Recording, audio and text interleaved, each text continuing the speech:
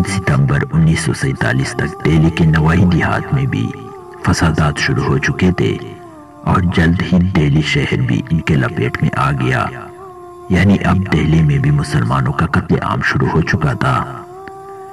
گلی گلی محلے محلے مسلمانوں کی لاشیں بکھری ہوئی نظر آتی۔ 5 ستمبر کو کرول باغ میں امتحانی ہال کے باہر ان تمام مسلمان بچوں کو قتل کر دیا گیا جو میٹرک کے امتحان دینے آئے تھے۔ ہر طرف مسلمان قتل کیے جا رہے تھے، سامان لوٹا جا رہا تھا اور مکان جلائے جا رہے تھے۔ سبزی منڈی کے علاقے میں ولبھ بھائی پٹیل کے اشارے پر گورکھا فوج نے 3000 مسلمانوں کو موت کی گھاٹ اتار دیا۔ ایک عینی شاہد نے بتایا کہ 9 ستمبر تک دہلی کے واٹر ورکس اور فیروز شاہ کوٹلہ کے درمیان کم از کم 10,000 لاشوں کا ڈھیر لگ چکا تھا جو ٹرکوں میں بھر بھر کر وہاں لائی گئی تھی۔